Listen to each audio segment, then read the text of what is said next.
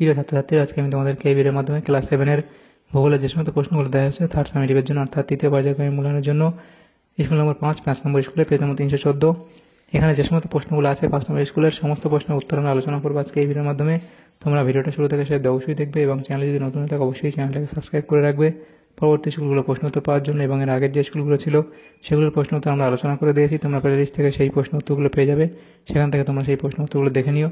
আজকে আমরা 5 নম্বর স্কুলের প্রশ্ন উত্তরগুলো আলোচনা করব এবং এই প্রশ্ন উত্তর পিডিএফ তোমরা পরবর্তীতে আমাদের টেলিগ্রাম চ্যানেল থেকে পেয়ে যাবে। ডেসক্রিপশনে লিঙ্ক দেওয়া হচ্ছে টেলিগ্রাম চ্যানেলে, সেখানে যুক্ত হতে পারবে, তাহলে পরবর্তীতে পিডিএফগুলো সেখান থেকে তোমরা পেয়ে যাবে। তো একের দাগে যে ম্যাপ পয়েন্টিং আছে সেটা আমরা করবো না, চলে আসবে পরবর্তীতে। 2-এর দাগের প্রশ্ন, সঠিক উত্তরটি নির্বাচন করে লেখো। 2-এর দাগের প্রথম প্রশ্ন, পৃথিবী থেকে সূর্যের দূরত্ব সব থেকে কম থাকে, সেটা হবে অপশান সি অর্থাৎ 3 জানুয়ারি।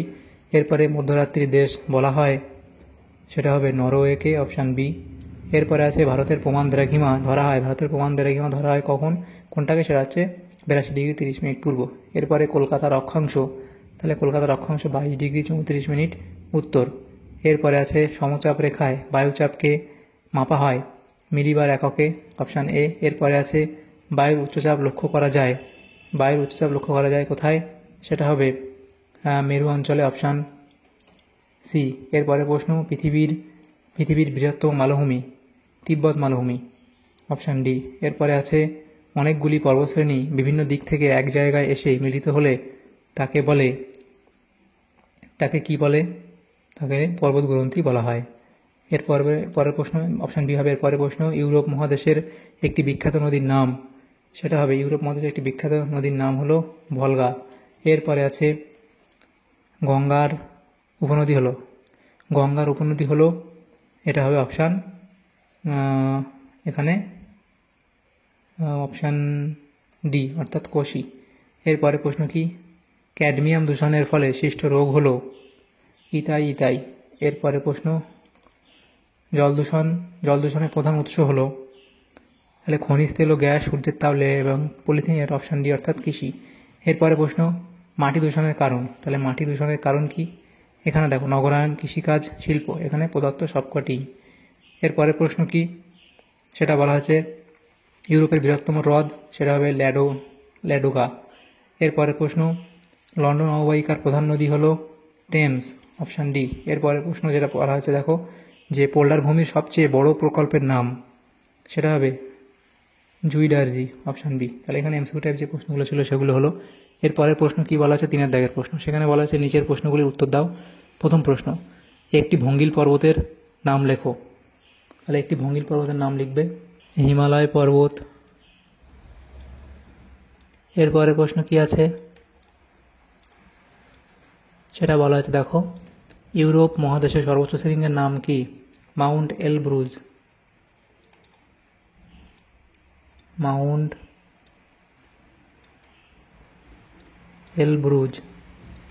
পরের প্রশ্ন কি, একটি নিত্যবহ নদীর নাম লেখো, একটি নিত্যবহ নদীর নাম তোমরা লিখবে সিন্ধু নদী।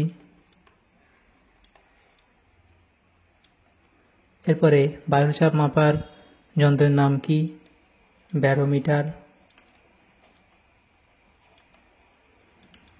তো এখানে দেখো একটি নিত্যবহ নদী, আরও অনেক আছে, সেগুলো গঙ্গা নদী লিখতে পারো। এরপরে প্রশ্ন, গঙ্গা নদীর উৎপত্তি স্থল কোথায়, সেটা হবে গঙ্গোত্রী হিমবাহের গোমুখ, গঙ্গোত্রী হিমবাহের গোমুখ থেকে। এরপরে প্রশ্ন, শূন্যস্থান পূরণ করো 4-এর দাগের, সেখানে বলা আছে নদী উপত্যকা দ্বারা বিচ্ছিন্ন মালভূমি হলো ড্যাশ মালভূমি, তাহলে হবে ব্যবচ্ছিন্ন মালভূমি। এরপরের প্রশ্ন কি, সেটা বলা আছে উৎস থেকে মোহনা পর্যন্ত যে খাতের মধ্যে দিয়ে নদী প্রবাহিত হয় তাকে ড্যাশ বলে, তাকে নদী খাত বলা হয়। এরপরে পৃথিবীর অক্ষ পৃথিবীর কক্ষপথের সঙ্গে ড্যাশ কোণে অবস্থিত, তাহলে 66.12 ডিগ্রি কোণে অবস্থিত। 21 জুনকে ড্যাশ বলা হয়, কর্কট সংক্রান্তি বলা হয়, কর্কট এখানে লিখে দিই, কর্কট সংক্রান্তি বলা হয়। এরপরে প্রশ্ন, লন্ডন এর প্রধান বিমানবন্দরের নাম হিথ্রো বিমানবন্দর।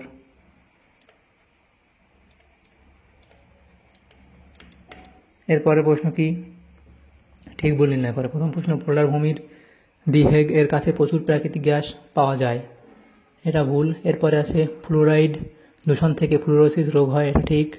3 দাগের প্রশ্ন, একটি আন্তর্জাতিক নদীর উদাহরণ হলো রাইন, এটা ঠিক। এরপরে প্রশ্ন কি আছে, নদীর উচ্চ প্রবাহের প্রধান কাজ সঞ্চয়, এটা ভুল। এরপরে 6 দাগের, পৃথিবীর নিচের প্রশ্নগুলির সংক্ষিপ্ত উত্তর দাও। পৃথিবীর অপসূর অবস্থান কাকে বলে, সেটা তোমরা লিখবে, অপসূর অবস্থান কাকে বলে। এবং ইউট্রোফিকেশন বলতে কী বোঝো, যে পদ্ধতিতে কোনো জলাশয়ে রাসায়নিক পদার্থ, প্রধানত ফসফেট মেশার ফলে জলজ উদ্ভিদের বৃদ্ধি ঘটে এবং জলে অক্সিজেনের পরিমাণ হ্রাস পায়, তাকে ইউট্রোফিকেশন বলে। এই অবধি তোমরা লিখবে।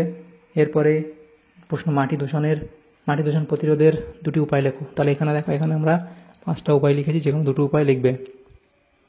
এরপরে নিত্যবহ নদী কাকে বলে, যে নদীতে সারা বছর জল থাকে তাকে নিত্যবহ নদী বলে। সাধারণত উচ্চ পার্বত্য অঞ্চল হিমবাহ সৃষ্ট তথা বরফ গলা জলে পুষ্ট নদীতেই সারা বছর জল থাকে। মানচিত্রে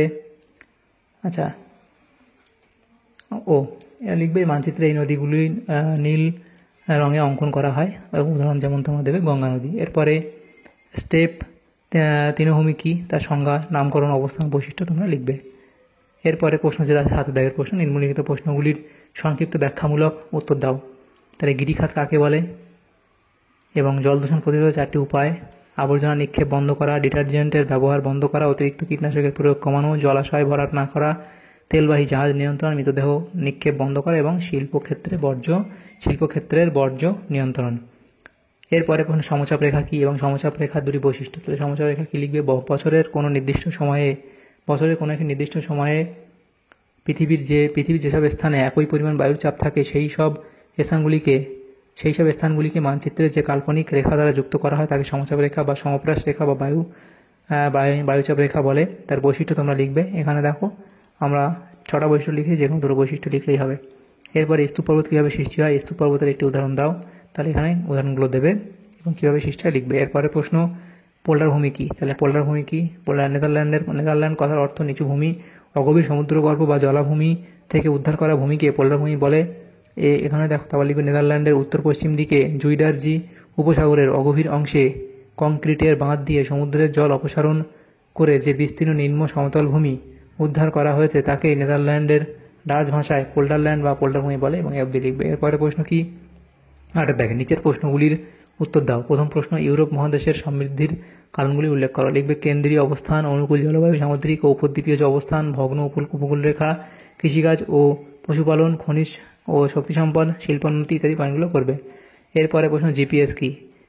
কৃত্রিম উপগ্রহের মাধ্যমে পৃথিবী পৃষ্ঠের কোনো স্থান অক্ষাংশ ও দ্রাঘিমা নির্ণয়ের মাধ্যমে অবস্থান নির্ণয়ের পদ্ধতিকে জিপিএস গ্লোবাল পজিশনিং সিস্টেম বলে। বর্তমানে বিমান, জাহাজ, দামি গাড়ি, ঘড়ি ও মোবাইল ফোনে জিপিএস থাকে। এরপরে বৈশিষ্ট্যগুলো কি, অক্ষরেখার 2টি বৈশিষ্ট্য। তাহলে অক্ষরেখার এখানে যে বৈশিষ্ট্যগুলো দেওয়া আছে দেখো, আমরা 9টা বৈশিষ্ট্য দিয়েছি, যে কোনো 2টো বৈশিষ্ট্য এখান থেকে তোমরা লিখবে। এরপরে প্রশ্ন কি আছে, বায়ুর উচ্চচাপ ও নিম্নচাপের মধ্যে পার্থক্য লেখো। তাহলে 3 নম্বর প্রশ্ন, বায়ুর উচ্চচাপ এবং নিম্নচাপের মধ্যে পার্থক্য। তাহলে সম্পর্ক, উষ্ণতা, জলীয় বাষ্প, বায়ুচাপের মাত্রা, আবহাওয়া অবস্থানের উপর ভিত্তি করে তোমরা পার্থক্যগুলো লিখবে। এরপরে প্রশ্ন কি আছে দেখো, পরের প্রশ্ন 4 দাগের প্রশ্ন, সেটা বলা আছে অশ্বক্ষুরাকৃতি হ্রদ বলতে কী বোঝো। তাহলে অশ্বক্ষুরাকৃতি হ্রদ অবধি লিখবে এবং কাকে এবং কেন টেবিল ল্যান্ড বলা হয় সেটা অবধি লিখবে। এরপরের প্রশ্ন কি আছে দেখো আমাদের এই সমস্ত প্রশ্নগুলি ছিল ক্লাস 7-এর ভূগোলের যে প্রশ্নগুলো ছিল 3rd সামেটিভের জন্য 5 নম্বর স্কুলের আমরা প্রশ্নগুলো আলোচনা করলাম। তোমাদের যদি সামান্যতম উপকার এসে থাকে ভিডিওটা অবশ্যই লাইক করবে এবং বেশি বেশি করে বন্ধুদের সাথে শেয়ার করবে। আর পরবর্তী যে স্কুলগুলো আছে সেগুলোর প্রশ্ন উত্তর পাওয়ার জন্য অবশ্যই তোমরা আমাদের চ্যানেলটাকে সাবস্ক্রাইব করে রাখবে। Thanks for watching.